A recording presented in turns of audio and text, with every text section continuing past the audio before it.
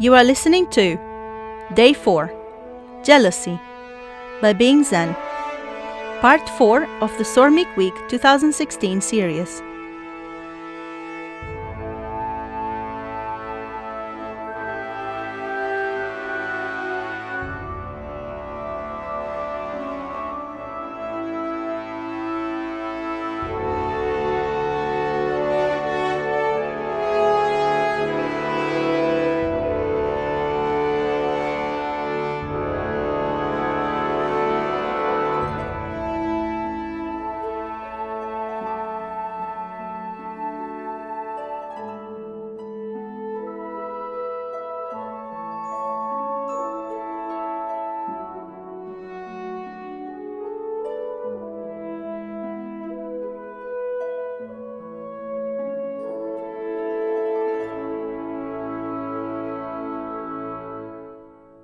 After the whole conundrum with Sergei and the promise to meet him at Pendrago, the party decided to explore the city of Lastanbel. It was indeed wondrous, and the people, albeit wary and sometimes even antagonistic towards the shepherd, were, in their ignorance of Surei's identity, very friendly and welcoming. They learned of many troubles and rumours that surrounded the city, and everyone lamented with varying degrees of urgency the continuous rains that spoiled all cultivated lands. The party kept away from the soldiers as much as it was possible, and admired the large bells from all different angles they could. There were all kinds of shops to look at from the street, and even the streets were interesting, as they were dressed in colourful banners in a fashion similar to the first time Serei and Mikleo first visited Lady Lake. The comparison didn't go unnoticed by Serei, who made a mental note to comment about it later, when all their excitement over the exploration of the city allowed them to properly think of the irony Serei found in the colourful decorations. But Mikleo wasn't happy at all. He tried to mask it and succeeded to fool even the most observant of the group, Dezel. But Serei knew Mikleo better than he knew himself. He had noticed the change on his best friend's demeanour. Mikleo seemed intent on pushing Serei away from him.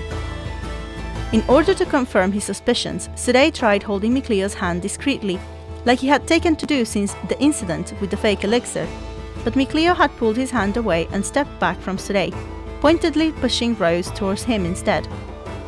Serei had looked at him with an inquisitive look at that, but decided to shrug it off for the moment, thinking that if Mikleo didn't manage to cheer up as the day went on, they could talk about it privately later. Mikleo's behaviour had continued unchanged during the day, however. The water seraph kept on relentlessly fending off all of Surei's advances towards him. Not only that, but he somehow always managed to find a way to conveniently leave Rose in his place. Then others started to notice. "Look at this, Mikleo!" Serei exclaimed as he pointed at an antique shop that was selling small silver trinkets and bell imitations for travellers. Mikleo approached the shop window, pointedly staying away from Serei. "Wow, those are really good imitations." "Let me see!" Rose pitched in enthusiastically, walking from a cart full of barrels she had been inspecting. "Here," Mikleo offered, stepping to the side and almost forcefully pushing Rose in between him and Serei. The red-haired assassin shot Serei an inquisitive look, but Serei only shook his head, signalling he was aware there was a problem, just not what said problem was. If Serei was such a person to get angry, he'd be more than pissed with Mikleo at that moment. Yet Serei was Serei, and as Serei, all he had thought about was what could he do to make things right again, or what should he be apologizing for. Night came fast for the group, as they were all having fun in the city. Even Dezel enjoyed himself, although the wind seraph would never admit to it. "Let's get a room at the inn tonight and set off to Pendrago tomorrow," Serei suggested with a grin. "What a wonderful idea!" Lila exclaimed. "Maybe we can try that mabuk curry bun that the sparrow feathers have been commercializing." At that moment, Serei's stomach decided to pitch in its opinion. "It sounds like a plan," Rose decided as they all laughed at the circumstantial joke. As it was usual for them, Rose and Serei approached the innkeeper and rented 2 rooms for the night. "I am sorry, I think I heard you wrong. You said 2 separate rooms?" the innkeeper asked them. Srey and Rose looked at the man behind the counter with very puzzled expressions. They looked at each other first, and then back at the innkeeper, and answered him with a resounding, yes? Ah! The innkeeper scratched the back of his head and blushed a bit in embarrassment. I'm sorry, but I just assumed you were married. Is that not the case then? Rose laughed out loud with one hand on her stomach and the other in front of her mouth. No worries, it seems to be happening a lot lately, Srey answered instead of the hysterical girl. Rose managed to stop laughing when Srey was handing over the coins to pay for their rooms and meal. Maybe you and I make a good couple and that's why people are all about today. Srey chuckled at the joke and scratched the back of his head. Well, we might have been a good couple, but my heart belongs to Cleo in that respect. When Rose doubled over laughing again, drowning Lila's delighted "Oh dear" and Edna's disgusted sound, Srey looked at the water seraph with a smile. His expression soon changed to one of concern when Cleo clicked his tongue and stormed out of the inn with his head down, his expression hidden by his hair. Rose soon stopped laughing and the group looked at the closing door in bafflement. Sorry guys, eat without us? Srey excused himself and followed Cleo into the night. Do you think they'll be fine? Rose asked and Lila smiled.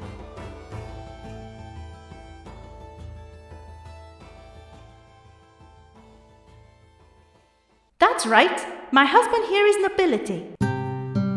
The words kept swimming in Cleo's brain all throughout their stay in Lastenbell, making him act weird around Srey. It was jealousy at first, Cleo realized, but the more he thought about it, the more he had to agree that the pair of humans did look good together. The thoughts and doubts he'd pushed to the very back of his mind years ago, when Srey had started interacting romantically, surfaced twice as big and vicious and wrong. So he ran. He ran away to try and put off the moment he would have to make things right. Cleo! Srey called loudly as he ran after the runaway seraph. Cleo, wait! Stop chasing me, you idiot! Cleo shouted without turning around. Cleo! Srey called again, ignoring the seraph's shout and the weird looks he was receiving from the few humans that still roamed the city during the night. Srey followed Cleo all the way up to the garden where they had confronted Sergei earlier. Without a way out, and Srey blocking the path down, Cleo had no choice but to stop. But he was still not showing his face. He felt his body trembling with the onslaught of emotions he was desperately trying to rein back in, if only for the duration of this conversation. Cleo, Srey called, heaving after their sprint. Look, Cleo, I am sorry, I don't know what I did, but I never intended to hurt you. You are my most important person after all. Who said you're hurting me? Cleo retorted angrily and crossed his arms. Srey circled the water seraph and stood in front of him, grabbing his arms gently and tilting his face to try and look at his face. Your reaction? He answered softly. You're angry about something. I'm not. Cleo lied. I was just not in the mood for dinner. You know, Cleo, I may be horrible at lying, but you're not much better. Srey commented, letting go of the white-haired seraph in order to hook a finger on his chin and finally look at his frustrated, frowning face. It doesn't matter. Cleo dismissed, pushing Srey's hand away. I'll be fine tomorrow. Is this because people are saying that Rose and I make a good couple? Srey asked him, daring to guess. It was the only possible explanation, right? Are you jealous, Cleo? Is that why you keep pushing me away today? Cleo spluttered incoherently for a few seconds before shouting at Srey that, who the hell would be jealous about that, you idiot? But Srey knew Cleo after all, and he could see that he had hit the nail in the head for a change, so he pulled Cleo towards him and embraced him tenderly. He stood tall on his tiptoes and pressed the seraph's ear against his chest. Cleo didn't resist this time and allowed himself to be hugged. With a thundering heartbeat, he snaked his arms around Srey's torso and fisted his shepherd's garb on his back to press him even closer to himself. After a few seconds of silence, in which Cleo calmed down his anger, the water seraph noticed the sound of Srey's heartbeat through his skin and clothes. He straightened up to look at Srey in his eyes once more, pressing the palm of his hand on the shepherd's chest allowing Srey to stand back down on his heels. "It's quite fast," Micleo commented in a whisper, not trusting his voice. "Whenever I am with you, it's like this," Srey confirmed. He took Micleo's other hand in his and kissed it, and Micleo could feel the beats of that strong heart under his palm doubling in speed. His face became hot with the blush that crept up his skin at the tender, loving gesture and the intensity of the green eyes. Micleo had no answer for those words, and if the strength of both their heartbeats wasn't enough to eliminate his uncertainties, then Srey's next words were, "Micleo, I love you. I love you a lot." Micleo gasped in surprise, his blush intensifying tenfold, for it was the very first time Srey had said those words. Words that were so important and heavy with meaning and so sincere, and yet he couldn't say them back at all. They formed on his brain effortlessly every time he looked into the green irises of Srey's honest and earnest eyes, but they would never come out, and he didn't quite know why. Srey seemed to have understood this to some extent. He never pushed Micleo to say them. Srey, being Srey, would wait eternally if that's what it took. And in sensing Micleo's distress, he smiled at him. "Just imagine, when people start being able to see you, nobody else in the world will have a doubt that you and I make the best couple." Micleo couldn't help but laugh at the dorkiness of the sentence. A carefree laugh, free of doubts and insecurities. All he could think about was that he was being very silly for ever doubting Srey. He grabbed the shepherd's face in both hands before he kissed his lips slowly, hoping beyond hope that Srey could feel the immensity of his feelings in that one touch. Srey gasped in surprise at the uncharacteristic boldness of Micleo's action, but returned the kiss reverently, holding Micleo by his lean waist and cradling his face tenderly.